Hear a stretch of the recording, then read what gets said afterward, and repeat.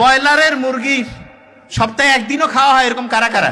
Broiler মুরগির মধ্যে আছে না, ওকে মোটা তাজা করার জন্য ক্যাডমিয়াম, লেড, সবচেয়ে খারাপ খারাপ যে উপাদান যেগুলো হচ্ছে শরীরের মধ্যে গেলে রক্তের নালীগুলো আছে না, এগুলোকে আস্তে আস্তে আস্তে আস্তে ব্লক করে ফেলে। রক্তের নালীগুলোর মধ্যে রক্তের পরিবহন ব্যবস্থাটা ধ্বংস করে। ওগুলো শরীরের রক্তের মধ্যে মিশে হচ্ছে বিষ, পয়জনের মতো জিনিস তৈরি করে। এখন ওইটাকে আপনি কিভাবে পরিষ্কার করবেন? পরিষ্কার করার জন্য সার্ফ এক্সেল দিয়া, সাবান দেওয়া হবে না। ওইটার জন্য আলাদা মেডিসিন। সেটার নাম কি? সেটার নাম হচ্ছে অক্সিটোসিন। কি নাম? আপনি যে এই যে আজে বাজে খাবার খেয়ে যে রক্তের নালী ধ্বংস করে ফেলছেন, রক্তের নালী যে জ্যাম করে ফেলছেন, এই রক্তের নালীকে পরিষ্কার করার জন্য আপনার অক্সিটোসিন লাগবে। অক্সিটোসিন কি মার্কেটে যা 100 টাকা 500 টাকা দিয়ে কিনে পাবেন? কোথায় আছে জানেন? এই যে আপনার পছন্দের মানে ভাই বোন, আব্বা আম্মা, তাদের সাথে দেখা হইলে এই যে হাসলাম, একটু মোবাইলে কথা বললাম, তখন অক্সিটোসিন ক্ষরণ হয়। তখন কি ক্ষরণ হয়? আচ্ছা, আপনারা এখানে যারা যারা আছেন, ছোট বাচ্চাকে দেখলে, ছোট বাচ্চা যারই ছোট বাচ্চা হোক, সেটা ছোট ভাই বোন যার হোক, বা যে কোনো ছোট বাচ্চাকে দেখলে মনটা খুশি হয় কার কার? হাত উঁচু করেন। 100-তে 100 আমি এটা পড়ি যে কি ব্যাপার, ছোট বাচ্চার কি এমন অসাধারণত্ব আছে? ছোট বাচ্চার ব্রেনের মধ্যে কোনো শয়তানি আছে? ওকে চিন্তা করতেছে কেমনে আর পকেট থেকে 20 টাকা বের করে খাবে? ওর চিন্তার মধ্যে আছে? নাই। ওর চিন্তা কি? সবসময় পজিটিভ। ও যেটা মনে সেটাই মুখে যা আছে তাই বলতেছে। ছোট বাচ্চাদের সাথে যখন আপনি একটু কথাবার্তা বলবেন, তখন একটা হচ্ছে ওয়াইফাই এর মতো, ওয়াইফাই চিনেন তো? তখন একটা ওয়াইফাই এর মতো একটা ইলেকট্রোম্যাগনেটিক এরিয়া তৈরি হয়। যে ভাই এটা আবার কি? হ্যাঁ, এটা হচ্ছে ওয়াইফাই এর মতো সহজ করে বলি, এই জায়গায় যদি একটা ওয়াইফাই এর কোড দেই, আর ওই কোডটা যারা যারা ব্যবহার করবে ওয়াইফাই চালাইতে পারবে না। এরকম ছোট বাচ্চার সাথে যখন আপনি একই এরিয়ায় থাকবেন, তখন ওই এরিয়ার মধ্যে অক্সিটোসিনের একটা নেটওয়ার্ক তৈরি হয়ে যায়, অক্সিটোসিন। এই জন্য ছোট বাচ্চার সাথে যখনই আপনি একটু হেসে কথা বললেন, তার সাথে একটু হচ্ছে যে এমনিতে খেলাধুলা করতেছেন, মজা করতেছেন, তখন আপনার রক্তের যে নালীগুলো আছে এগুলো পরিষ্কার হবে। রক্তের নালীগুলো তখন সার্ফ এক্সেল আর ডিটারজেন্ট দিয়ে পরিষ্কার হবে না। তখন রক্তের নালীগুলো কিভাবে পরিষ্কার হবে? এই যে কথা বললেন, ছোট শিশুর সাথে একসাথে থাকলেন, তখন রক্তের নালীগুলো পরিষ্কার হয়ে গেল। আচ্ছা, জয়েন্ট ফ্যামিলি, দাদা দাদি, নানা নানি, এনাদের সাথে যদি ছোট্ট নাতি নাতনিকে আমরা দেই, তাহলে বলেন তো, দাদা দাদি, নানা নানি, তাদের সাথে যদি নাতি নাতনি থাকে, তাহলে নাতি নাতনি এবং দাদা দাদি, নানা নানি, এইটার একটা অক্সিটোসিনের একটা ওয়াইফাই নেটওয়ার্ক তৈরি হবে না? এতে করে দাদা দাদি, নানা নানি, তাদের রক্তের নালী কি পরিষ্কার হবে নাকি অপরিষ্কার? এ কথা কন না কেন? পরিষ্কার। পরিষ্কার হলে তাদের হার্টের রোগ কি বেশি হবে না কম হবে? তাহলে বেশি দিন বাঁচবে না কম দিন? তাহলে আমরা যে সবসময় আমি জয়েন্ট ফ্যামিলির কথা বলি, যে সবাই মিলে একসাথে, সবাই মিলে একসাথে মানেটা কি? সবাই মিলে একসাথে থাকলে লাভটা কি সেটা একটু বলি। বেহেশতের মধ্যে খাবার দাবার সহ সবাই বসে আছে, কিন্তু হাত বাঁকা করার বুদ্ধি নেই। এই যে খাচ্ছে না সবাই হাত বাঁকা করে, তো ওইখানে হাত বাঁকা করার বুদ্ধি নেই, হাত এরকম সোজা, মানে বাঁকা করতে পারবে না। আর দোজকের মধ্যে ওইখানেও খাবার দাবার রেখে দিয়ে দিয়েছে, আছে, কিন্তু ওইখানেও হাত বাঁকা করতে পারবে না। তা যারা বেহেশতের মধ্যে থাকবে, এটা বোঝার জন্য, আসলে তো বেহেশত কেমন সেটা তো অন্যরকম, জাস্ট একটা ঘটনা বুঝাচ্ছি। তা যারা হচ্ছে যে দেখা গেছে যে এই বেহেশতে যাবে, তারা কি মানসিকতা কি ভালো না খারাপ? ভালো। ভালো মানুষতা কি অন্যকে হেল্প করব কি হেল্প করব না? আচ্ছা, আমার হাত এরকম বাঁকা করতে পারতেছি না, ওরও হাত বাঁকা করতে পারতেছে না, আমি তো নিজে খাইতে পারবো না, কিন্তু আমি যদি চাই, আমার যদি মনটা উদার হয়, আমি আমার খাবারটা ওর মুখে দিতে পারবো না? ও ওর খাবারটা আমার মুখে দিতে পারবে না?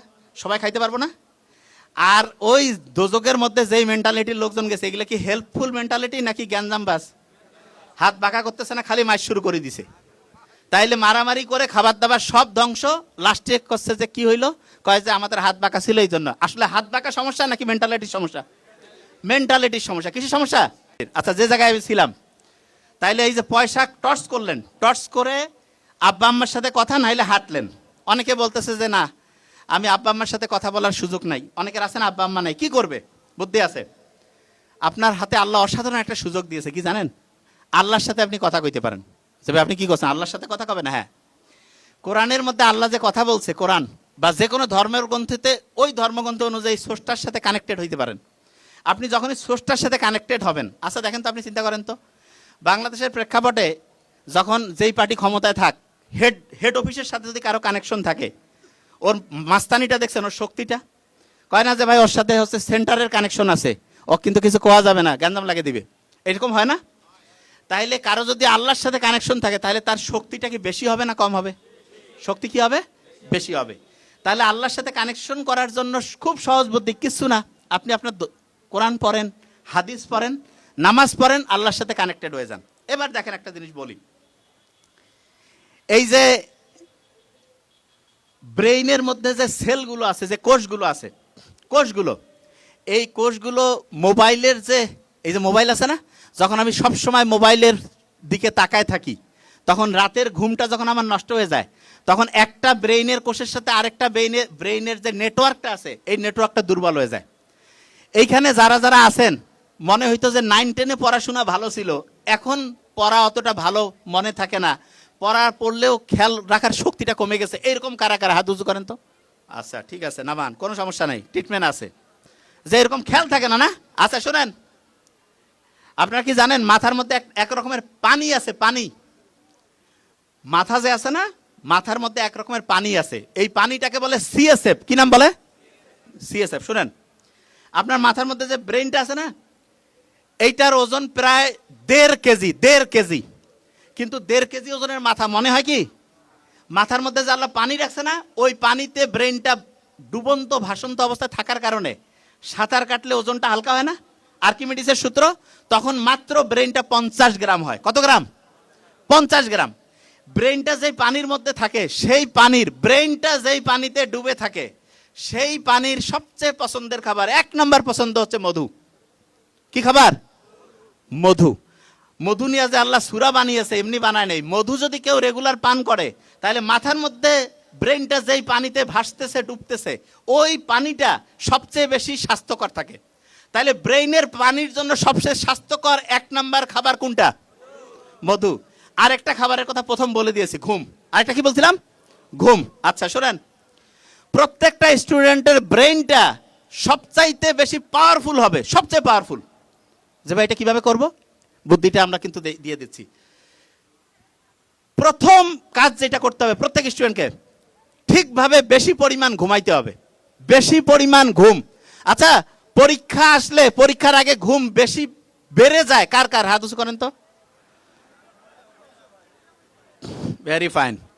আচ্ছা শুনেন, আমি বলি, এটা লিখে রাখেন, পরীক্ষার আগে বেশি ঘুমানো উচিত না কম ঘুমানো উচিত? আপনারা জানেন এটা? কোথায় শুনলেন?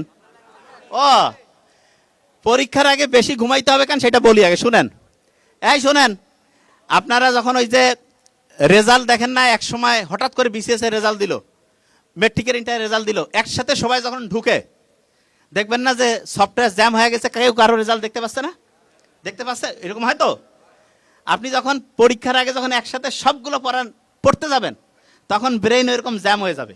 যে ভাই তাহলে ব্রেইনের জ্যাম কিভাবে ছুটাবো? বুদ্ধি আছে। শোনেন, নর্মালি আপনি যা ঘুমান, নর্মালি আপনার 7 ঘন্টা ঘুমাইতে হবে দৈনিক। পরীক্ষা যখন আসবে, সেইটা আধা ঘন্টা থেকে 2 ঘন্টা আরো বাড়াবেন। যে ভাই এটা আবার কেমন কথা? হ্যাঁ, কারণটা কি?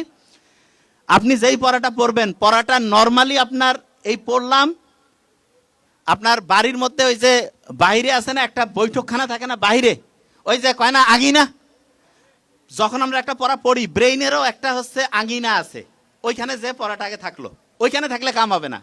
ভিতরে একদম ড্রয়িং রুমে ঢুকাইতে হবে, ওইটার একটা স্পেশাল নাম আছে, হিপ্পোক্যাম্পাস। কি নাম? খুব কঠিন নাম, যাই হোক মনে রাখেন যে মেইন সফটওয়্যার, যেই একদম লং টার্ম সফটওয়্যার, সেইখানে ঢুকাইতে হবে। তা ওই সময় ওই যেই পড়াটা আপনি এখন পড়লেন, এই পড়াটা প্রথমে তো বাড়ির আঙিনায় থাকলো, ওইখানে থেকে কাজ হবে না, ওইটাকে ঢুকাইতে হবে একদম ড্রয়িং রুমে। তা ড্রয়িং রুমে যাওয়ার জন্য সবচেয়ে ভালো যে টাইম, যেই টাইমে সে ড্রয়িং রুমে যায়, সেটা হচ্ছে ঘুমানোর টাইম। আপনি পরীক্ষার আগে বেশি পরিমাণ পড়া পড়েন না, তাহলে বেশি পরিমাণ পড়াকে আপনার পাস করে দিতে হবে না? বেশি পড়া যদি আপনি পাস করতে চান, ওই আঙিনা থেকে ড্রয়িং রুমে নিতে চান, তাহলে ওইটার জন্য বেশি পরিমাণ ঘুম দরকার কি দরকার নাই? বেশি পরিমাণ ঘুমাইতে হবে। বেশি পরিমাণ ঘুমাবেন, ব্রেইনের পড়াটা শর্ট টার্ম থেকে একদম লং টার্ম, একদম ড্রয়িং রুমে সেট হয়ে যাবে। আচ্ছা, পড়ার সময় লেখেন কারা কারা? হাত উঁচু করেন তো।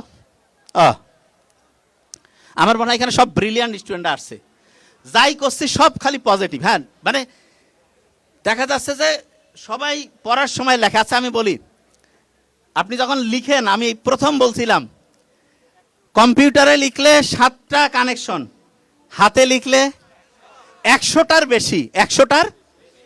আপনারা 1 নম্বর স্টুডেন্ট হবেন যখনই পড়েন, কিছু বুঝাবুঝির দরকার নাই, বুঝা পড়ে।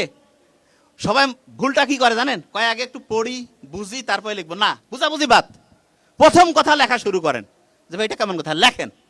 আপনি যখন লিখবেন না, আপনার পড়াটা হচ্ছে রেটিকুলার অ্যাক্টিভেটিং সিস্টেম অন হবে, আর ব্রেইনের 100টা কানেকশন অ্যাক্টিভ হয়ে গেল। পড়ার সাথে আপনি অবাক হয়ে যাবেন, লিখছেন পড়া আপনার মাথায় চলে আসছে, লেখার পরে আপনি অবাক হয়ে যাবেন। এই জন্য আমরা আগেকার দিনে শুনতাম না লেখাপড়া, এখন তো কয় পড়া লেখা, এটা ঠিক না, লেখাপড়াটাই ঠিক। তার মানে লেখাটা আগে, তারপরে পড়েন।